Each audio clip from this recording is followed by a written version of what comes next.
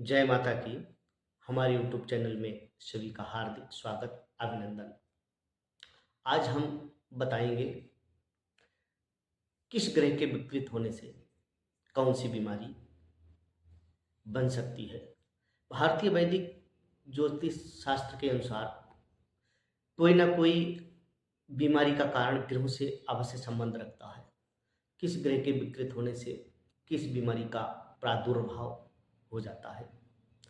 ग्रहों का राशि परिवर्तन करने पर मनुष्य जीवन में और प्रकृति पर बहुत ही बड़ा बदलाव और उसका पड़ने वाला असर प्रभावित करता है।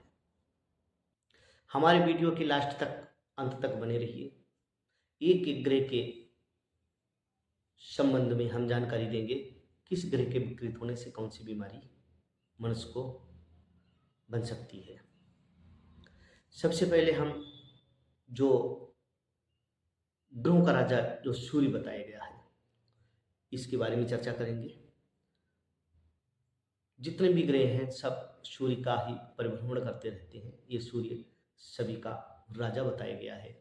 ये अगर हमारी जन्म कुंडली में खराब स्थिति में हो, नीच का हो और शत्रु राशि का हो, शत्रु राशि में स्थित हो और 6, 8, 12वें भाव में हो, तब सबसे पहले तो समस्या आँखों से संबंधित और सिर पीड़ा, माइग्रेन जैसे संबंधित, और रक्तचाप, high blood pressure, low blood pressure, मुंह में थूक जमा रहना, ऐसे बाल झड़ना, कम समय में, कम उम्र में बालों का झड़ना, और ये आत्मा का जो कारक बताया गया है, मनोबल कमजोर होना, इस प्रकार से संबंधित समस्याएं होती हैं। अगर सूर्य कमजोर है तो 1 लोटा अर्घ सूर्य भगवान को अवश्य दें। सूर्य गायत्री मंत्र की उपासना करें और बड़ों की सेवा करें। इससे आपका सूर्य प्रबल होगा। इससे होने वाली संबंधित बीमारियों से निदान मिलेगी। दूसरे नंबर पर हम आते हैं चंद्रमा। ये चंद्रमा हमारा मन को स्वस्थ रखने का बहुत ही बड़ा इसका योगदान रहता है। जिसका चंद्र उच्च का होता है, बलवान होता है, शुभ स्थिति में होता है, अच्छे ग्रहों की अपनी मित्र राशि में और अच्छे भाव में जब रहता है, तो चंद्रमा के माध्यम से हमारा मस्तिष्क ओजस्वता पूर्वक, तेजस्वता पूर्वक गहर अध्ययन में निरत रहता है।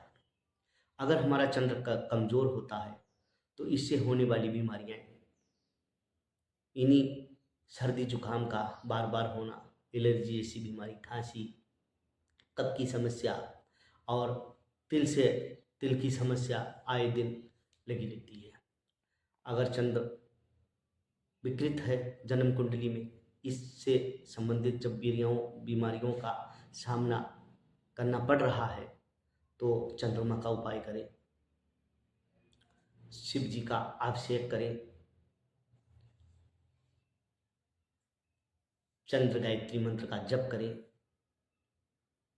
और तीसरे नंबर पर आता है हमारा मंगल।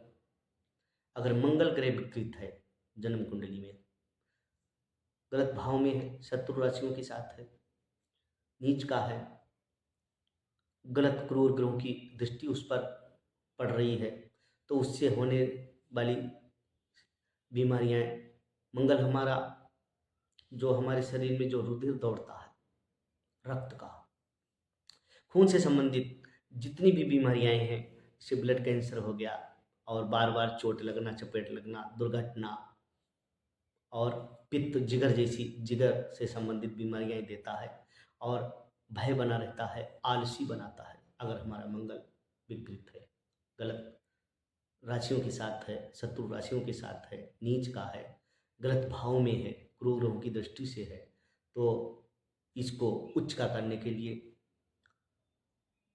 सुंदरकांड का पाठ करें, हनुमान चालीसा का पाठ करें, मंगलवार का व्रत करें, तो इससे होने वाली समस्याओं से छुटकारा मिलेगा। आगे चलते हैं बुध। बुध बहुत ही महत्वपूर्ण ग्रह है, इसको युवराज की संज्ञा दी गई है। अगर बुध सही है तो हमारी वाणी में बहुत ही ओजस्ता और बोलने की वाक सिद्धि बुद्धि का प्रतीक है। जितना भी ये कार्य संसार में जो हो रहा है ये वाणी से हो रहा है। वाणी से किसी को अपना शत्रु भी बना सकते हो, मित्र भी बना सकते हो, और बड़े से बड़े कार्य वाणी के माध्यम से संपन्न हो सकते हैं। इसलिए बुद्ध को अच्छी स्थिति में लाने के लिए और इसका उपाय भी बताएंगे। अगर बुद्ध कमजोर है, आपकी कुंडली में शत्रु ग्रहों के साथ बैठा है और शत्रु राशि के साथ बैठा है, गलत भाव में बैठा है, 6 8 12 में बैठा है, तो उससे संबंधित होने वाली सबसे पहले तो चर्म रोग, सांस से संबंधित बीमारियां हो जाती हैं, फेफड़ों से संबंधित बीमारियां हो जाती हैं, हकलाने की समस्या हो जाती है, वाणी में रुकावट, हकलापन और चेचक से संबंधित, दांत से संबंधित, जीभ से संबंधित बीमारियां होती हैं। तो बुध को उच्च का करने के लिए, इसके खराब ग्रह के दोष दूर करने के लिए हरा चारा, हरे मूंग कबूतरों को डालें, और जो हमारे जो किन्नर हैं उनको दान दें, और गणेश जी का उपासना करें। इस प्रकार से बुद्ध की स्थिति अच्छी होगी। गुरु ग्रह के खराब होने से, गुरु एक अपनी जन्म कुंडली में बहुत ही बड़ा महत्वपूर्ण ग्रह बताया गया है। गुरु ही ज्ञान से, विज्ञान से, विद्या से संबंधित, धन से संबंधित कई शुभ कार्यों का आधिपत्य होता है। गुरु का अगर गलत प्रभाव है जन्म कुंडली में तो इससे होने वाली सबसे पहले तो पीलिया, पेट के रोग, पेट से संबंधित गैस्ट्रिक, मोटापा बढ़ता है और बुद्धि की हीनता होती है। इस प्रकार से अगर गुरु कमजोर है तो पीला वस्त्र पहने, पुखराज पहने, सुनेला पहने और पीला दान दें। जैसे गुड़ हो गई, गाय को खिलाएं, चने की दाल का दान करें, पीले वस्त्र का दान करें, पीले फल से संबंध जैसे केला हो गया, पपीता हो गया, एवं कोई साधु संत ब्राह्मण को दान करें, मंदिर में दान करें। इससे आपका गुरु से पड़ने वाला प्रभाव दूर होगा। शुक्र, अगर शुक्र विकृत स्थिति में है, शुक्र बहुत ही बड़ा कारक ग्रह बताया गया है जन्म कुंडली में। जितने भी ऐशो आराम के साधन हैं और लग्जरी लाइफ का कारक जो है शुक्र को ही बताया गया है।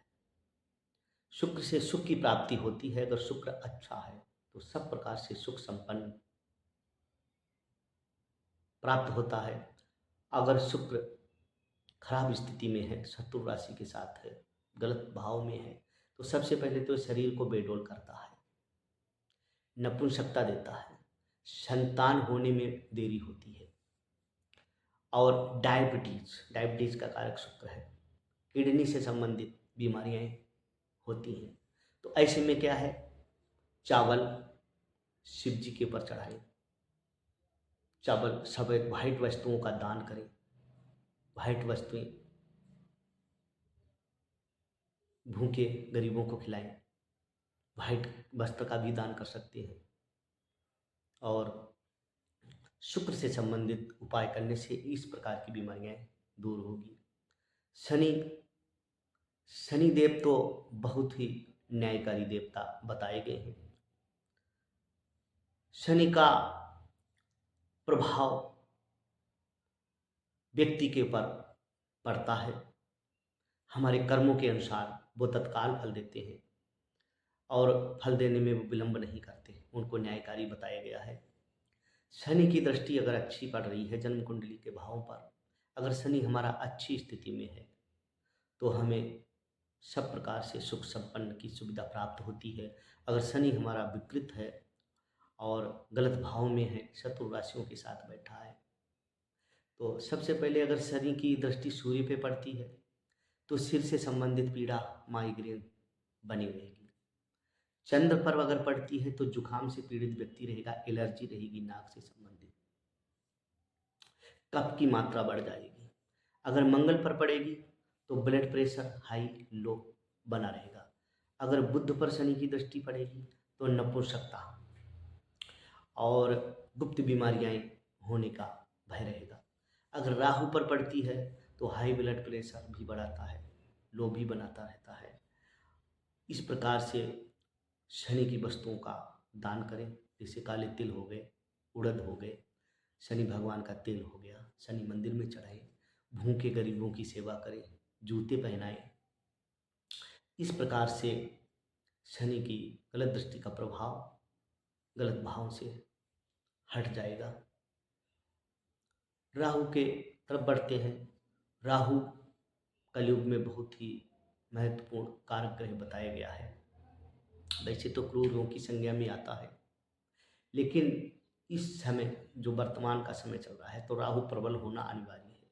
जिसका राहु अच्छा है वो व्यक्ति हर एक प्रकार की सफलता प्राप्त कर सकता है। अगर राहु खराब है तो सबसे पहले राहु क्या करता है, हार्ट अटैक देता है, दुर्घटना कराता है, एक्सीडेंट कराता है। अगर राहु गलत भाव में है, शत्रु राशियों के साथ है, तब बराबर डॉक्टर के पास आना जाना बना रहेगा। एक दवाई आई तो दूसरी दवाई लेने गए, तीसरी दवाई, बराबर इन्हीं आए दिन डॉक्टर के पास चक्कर लगता रहेगा। और पीठ में दर्द रहेगी, कैल्शियम की कमी कर देगा। इस प्रकार से राहु का उपाय करें, राहु का दान करें। राहु को प्रसन्न करने के लिए आप भैरव का दीप दान कर सकते हैं, रुद्राभिषेक कर सकते हैं, शिवाभिषेक करते हैं, शिव जी के ऊपर पंचामृत से अभिषेक करके इसको प्रसन्न कर सकते हैं। केतु की तरफ चलते हैं। केतु ग्रह भी बहुत ही महत्वपूर्ण है, क्योंकि जितने भी नवग्रह हैं, नवग्रह महत्वपूर्ण है। कोई भी ग्रह अगर गलत स्थिति में होगा तो वो अच्छा या बुरा अवश्य परिणाम देगा, क्योंकि ग्रहों का जीवन में हमारे बहुत ही असर पड़ता है। केतु से संबंधित अगर केतु विकृत है तो सबसे पहले हमारा खून विकृत हो जाएगा। इसे फोड़ी फुंसियाँ हैं, एलर्जी हैं, चेहरे पे मुहासे हैं और त्वचा रोग जिसे बोलते हैं, फोड़ी फुंसियाँ हैं। घाव अगर बन गया है कोई किसी भी अंग में, किसी भी शरीर में, तो भरने में बहुत देरी लगेगी। मानसिक रोग बनेगा, भूत प्रेत की बाधा भी उसे सताएगी, जिसका केतु विकृत है। केतु के प्रभाव को, गलत प्रभाव को दूर करने के लिए आप एक तो नग भी आता है, लहसुन या नग भी पहन सकते हैं 5.25 रत्ती से ऊपर का। और अब जैसे हरा चारा हो गया, हरे मूंग हो गए, ये कबूतरों को, पक्षियों को खिला सकते हैं। इस संबंधित और इससे जो संबंधित हैं दान भी कर सकते हैं। किन्नर को दान कर सकते हैं। गणेश जी का चालीसा करें। बुधवार के बुधवार गणेश मंदिर में प्रसाद लेकर के जाएं, भोग लगाएं। इस प्रकार से आपका केतु ग्रह का कुप्रभाव दूर होगा। नवग्रहों के बारे में बता दिया। अब आपको एक उपाय और बताने जा रहे हैं। कहते हैं जब इससे संबंधित योग आपकी कुंडली में बन जाए, वो दूर ना हो रहे हो, सारे उपाय करने के बाद में भी अगर लाभ ना मिल रहा हो, तो बहुत बड़े एक सिद्ध संत का फार्मूला है। कहते हैं काले तिल में नारियल का बुरादा मिला करके आप शाम के समय पे चींटियों को खिला दें, कीड़ियों को, प्राणियों को खिला दें। बहुत बड़े सिद्ध संत का फार्मूला है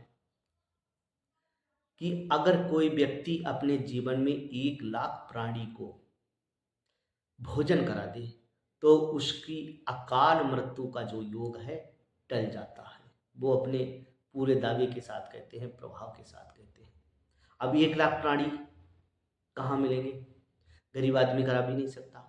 तो इसलिए उन्होंने बताया कि जो चींटी में भी जो आत्मा है वो भी एक प्राणी है, जो कीड़े मकोड़ों में भी है जो आत्मा, वो हमारे अंदर भी वही आत्मा है। तो इसलिए आप काले तिल बूरा मिला करके शाम के समय पर अगर कीड़ों को, कीड़ियों को, चींटियों को, चींटों को अगर आप खिला दें तो आपके अकाल मृत्यु का योग टल सकता है। ये हम नहीं कह रहे, ये बहुत बड़े संत कह रहे हैं। तो इस प्रकार से आप इस उपाय को करके लाभ प्राप्त कर सकते हैं। अगर आपको वीडियो अच्छा लगे तो हमारे चैनल को लाइक करें, सब्सक्राइब करें और वीडियो को शेयर करें, जिससे कि ज्ञान का आलोक जन जन तक पहुँचे। हर प्राणी मात्र इसका लाभ ले। इसमें जो भी जानकारी दी है अपने ज्ञान के अनुभव के आधार पर, साधु संतों के, ज्योतिषियों के प्रवचनों से जो भी प्राप्त किया वो आपको शेयर किया।